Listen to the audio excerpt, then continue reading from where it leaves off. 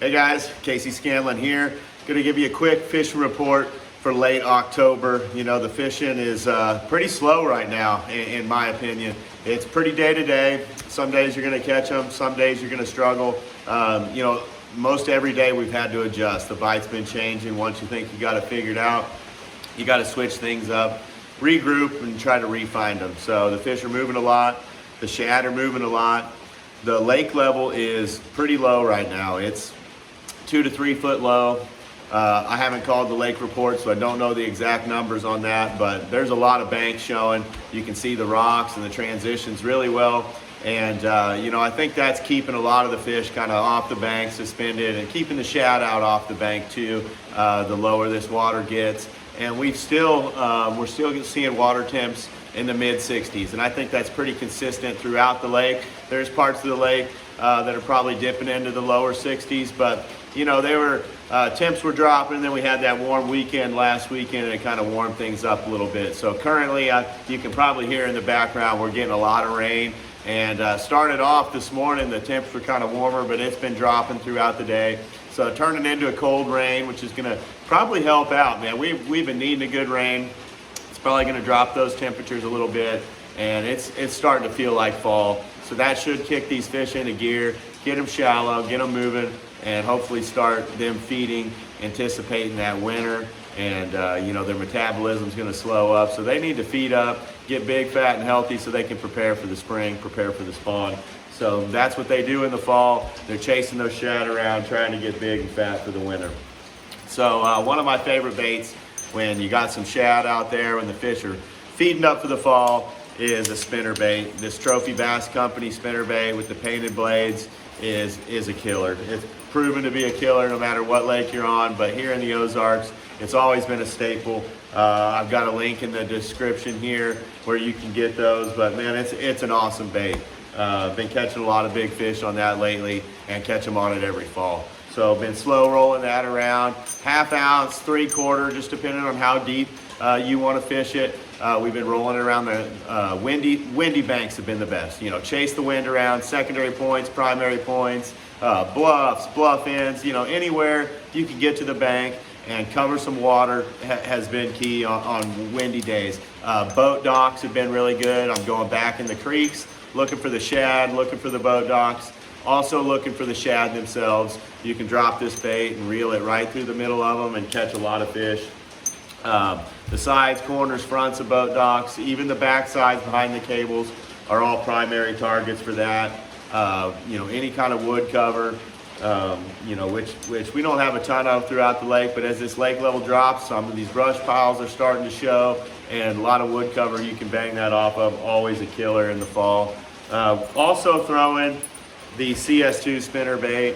This one is from Tackle HD, and just a really good bait. You got a lot of good natural colors. Been throwing this purple one as well as a mouse color. 3/4 ounce a lot in that particular spinner bait, and they've been killing it. It's a good true running spinner bait. A lot of vibration, thin wire. Really love that bait. Been catching some good fish. Topwater bite, been a little slow for me, unfortunately. One of my favorite things to do in the fall is cover some ground, you know, hit some of these rocky banks, throw behind the boat docks, you know, really just cover water, whether it's the back of the creeks or on the main lake. Just pick up this worldwide buzzer. I like a black one.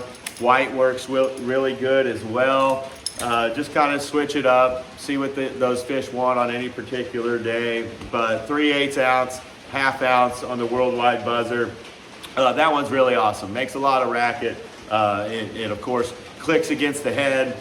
It throws really well, so you can make pinpoint accurate casts. And when a fish strikes it, you don't have to really fuss with it to get it back into tune, to get it clacking again and make your next cast.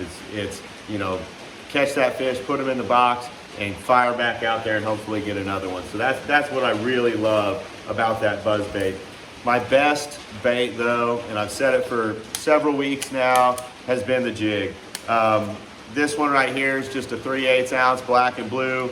We've been throwing a variety of trailers on there. The Tackle HD T-Craw has been really good for me. Some days they want that bait swimming, and that T-Craw has a ton of action and it catches a lot of big fish. So I've been throwing that bigger profile trailer when I get into bigger jigs. That one's a 3/8 ounce, so I'm gonna throw more of a finesse style trailer, smaller craw. But on the 1/2 ounce to 3/4 ounce, which I am throwing a lot right now, I'm throwing that T-craw trailer. And I'm throwing that jig around a variety of cover. Brush piles are still working. We got water temps in the mid-60s, so there's a lot of fish that are still out off the bank. You can fish points, you can fish bluffs, steeper banks, brush piles, rock piles, and boat docks have been a primary target for me, along with the cable systems and any brush that is associated with those boat docks. I'm just fishing the cover around some of these primary docks. So, and we've been catching fish from the main lake all the way to the backs of the creek. So, you know, 1/2 ounce around some of the shallower docks and brush piles, and then 3/4 ounce on some of these deeper docks and deeper brush piles and deeper points where I want that bait to kind of get down there and get a reaction bite out of those fish. So just adjusting the jig size. At any given point, I got 2 or 3 Trophy Bass Company Pro jigs tied on. That Pro jig is a super versatile jig, and I keep several of them on at all times so I can cover a variety of different depths. Throwing that on 20-pound Bass Pro Shops fluorocarbon line, a 7'6" 6-gill rod with an 8-to-1 gear ratio reel. Having that real fast gear ratio is super important, and having a light rod and a longer rod, in my opinion. You got to have 7 foot and at least a medium heavy. So I like a 7'6" heavy action rod. This is a Siren from 6-gill, and man, super light, super sensitive rod. That 6-gill equipment's awesome. So by the way, they have a buy one get one sale. A lot of good sales going on throughout the month of October. So you got a few more days here in the weekend to go out there and you know, purchase some of their stuff at a really great price. They're always having sales, so be sure to check out the 6-gill website if you're interested in getting some new gear, because you can get it at a really affordable price. They got a lot of products in a lot of different price ranges, but I've been using their stuff for a couple years and couldn't be more pleased. So got a little bit sidetracked there, but 6-gill stuff has been really good. So we were talking about topwater bite. Variety of topwaters are working. The plopper bite, you know, has been really soft in my opinion. I love throwing that thing, but it hasn't been working nearly as good as I would like it to. But always keep it in check. Throw that. As it gets colder, you know, they should start getting on that plopper, that buzzbait a little bit more. Hopefully, you know, some years not as good as others, and that late fall bite never materializes as good as you want it to on that. But I hope that these fish make a big push to the bank and start feeding on those big shad, and that bite starts really kicking into high gear. But so far, it hasn't, unfortunately. The spook bite has been better. Been throwing that a lot. Backs of creeks and coves, anytime I see some schooling activity, and I've seen quite a bit of that, whether it's in open water or around boat docks. These fish are chasing the shad, and they're moving a lot. So be on the lookout for schooling activity. They'll come up, blast these shad left and right for a few minutes, and if you're, you know, quick on the trigger and can get a bait over to them, that spook's the best bait to throw. You can usually catch those fish, and a lot of times a real big one. So keep that walking bait in mind. Throw it a lot in the more open water situations, and you're going to have some success. Crankbait bite's been pretty good. I haven't been throwing it a ton, honestly, but as we get more into fall, more into winter, this crankhead from Tackle HD is really going to start producing. This is an awesome bait for me last year. We got a lot of good crawdad patterns. It dives, you know, in that 8 to 10 foot range, maybe even a little bit deeper. That's a great true running crankbait. It doesn't get hung up as much as some other crankbaits that are similar, and just a really good fish catching bait for me. I experienced a lot of success on it last fall and winter, and can't wait for that bite to kick off. Had a lot of guide trips lately, so I haven't been throwing the crankbait as much. I hate getting it hung up in front of them and having to go get it, or you know, vice versa. We've just been throwing some other baits. My best bait on the guide trips has by far been this fluke minnow from Tackle HD. I've got several of them here. Picked it up off the floor of my boat, and we've got a bunch of them sitting there because they've been getting chewed up. Been throwing that around the bank, been throwing them around the corners of boat docks, down the sides of docks. They've been liking it pretty much everywhere. It's a really easy bait for my clients to throw. We get some visual strikes. Been catching a lot of big spotted bass lately on this and all of the baits that I have mentioned here. Been catching a lot of big spots lately. I caught one that was probably about a 5-pounder a few weeks ago. Just a huge fish, a trophy for this lake. And you know, been catching a lot of nice spots since then as well. And this little minnow style bait, they're falling apart in my hand.